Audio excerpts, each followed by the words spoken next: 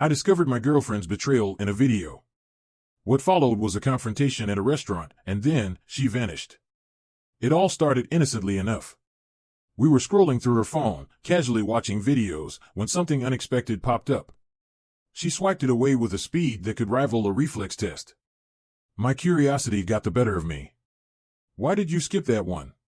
I asked, keeping my tone light. Her reaction was anything but light-hearted.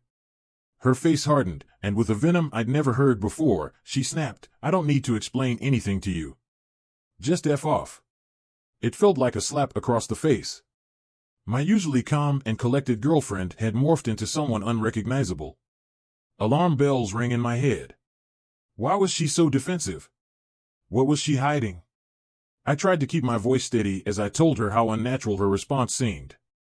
Then came the bombshell. "Either you drop it," she hissed, "or I'll show you the video, but I'll break up with you right after." An ultimatum. A loaded gun in our relationship, cocked and ready to fire. I hesitated, torn between my instincts and my desire to keep the peace. Finally, I agreed to let it go.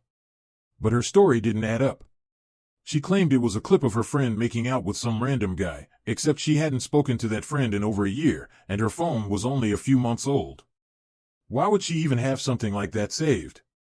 The doubts festered. My mind spun, connecting dots that I didn't want to see. Her history didn't help either. She had a strange tolerance for cheaters and a father notorious for infidelity. Was I just another chapter in this twisted narrative? Talking to friends felt like walking a tightrope, especially since we shared so many mutuals. But I couldn't let it go. The confrontation. The next day, I braced myself. We planned to meet for dinner. She showed up unusually cheerful, a stark contrast to the storm brewing inside me. Her smile was wide, her mood unnaturally upbeat. It felt staged, like she was trying to script herself as the victim before the conversation even began. As we sat down, she dominated the conversation, jumping from one topic to another, barely letting me get a word in. It was almost as if she was running interference, trying to make me forget what I had come to say. I couldn't take it anymore. I interrupted her, my voice firmer than I expected. "I need to talk about something serious." Her smile vanished instantly, replaced by irritation. "If you're going to bring that up," she said, her tone icy, "then I don't want to have dinner with you." She pushed back her chair, ready to leave. This wasn't the first time she'd pulled this stunt. In the past, I would have chased her, begged her to stay, and let the issue slide. But this time, something inside me snapped. "Okay," I said simply. Her eyes widened in surprise, but she didn't hesitate. "Fine, then," she spat, storming off. I apologized to the waiter, left some cash for the trouble, and went home. The tears came as soon as I walked through the door. I wasn't crying for her, I was mourning the part of myself that had always caved, always compromised, always allowed her to win. An hour later, my phone buzzed. She was crying, her voice thick with frustration. "Why do you always have to ruin everything?" she wailed. "Ruin everything?" My patience snapped. "What about how you treat me like a doormat? What about the fact that I have to tiptoe around you? What about that video you're hiding?" She tried to deflect, to shift the blame. But I wasn't letting her off the hook. "It's not about the video anymore," I told her, my voice steady with finality. "It's about how you've treated me this whole time." Her facade cracked. In a desperate bid to salvage the conversation, she confessed. "It wasn't a video of my friend," she admitted. "It was me. I was kissing someone else." The air left my lungs. She scrambled to justify herself. "It was from before we were official," she said quickly, her words tripping over each other. I thought it didn't matter. I couldn't even muster anger. All I felt was cold detachment. "And yet, you kept it. 4 months. Like a trophy." "I deleted it," she insisted, her voice trembling. "I'm sorry. But I was done."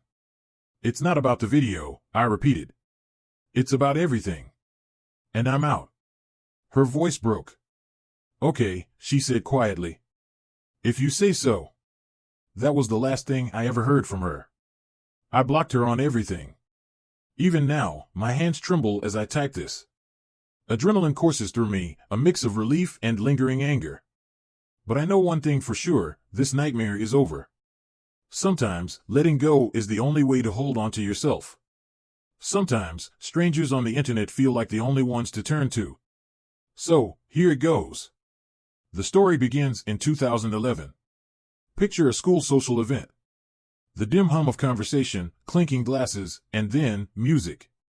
The unmistakable guitar riffs of a 90s rock classic filled the air. A DJ stood at the helm, spinning tracks, lost in the rhythm. That DJ was me. Somewhere in the crowd, she stood, my future wife. A single song, Third Eye Blind's unmistakable sound, bridged the gap between strangers. We talked. We bonded. Mutual love for a band sparked something bigger. And before I knew it, we were dating. Fast forward to 2013. We were engaged, the kind of giddy excitement that makes you feel like you're invincible. To celebrate, we took a trip. One memory from that time lingers like a warm echo, listening to the full Third Eye Blind catalog, belting out the lyrics together. That shared joy became a ritual. By the end of that year, we were married. Over the next decade, it became our thing. Whenever the band toured, we were there, side by side in the crowd. 9 shows in 9 years, a cadence as steady as the love I thought we had. Last night was supposed to be the 10th. It wasn't just any night.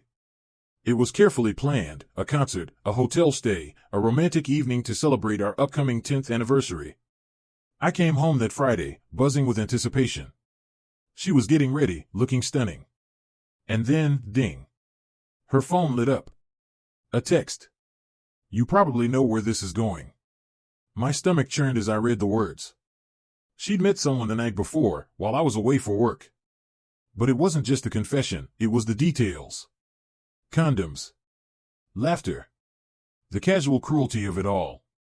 I left. 15 minutes later, she called. Where are you? She asked, her voice laced with confusion. Oh, just on the way to the show, I replied coldly. What? Why? Think long and hard, I said, and hung up. I was numb. Shock dulled the edges of my emotions. This wasn't new, she'd cheated twice before. Maybe, deep down, I'd been bracing for this.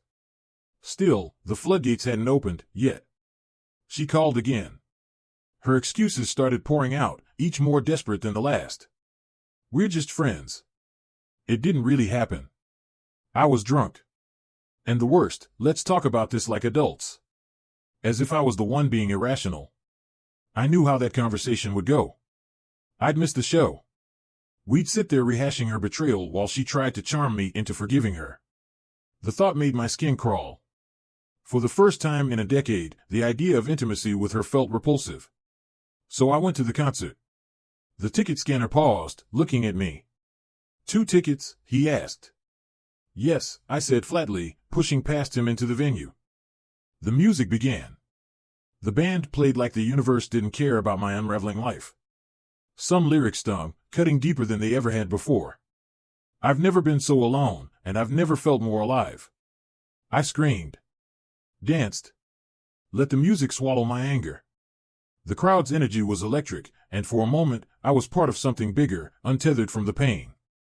Afterward, I considered hitting the bar but couldn't face small talk.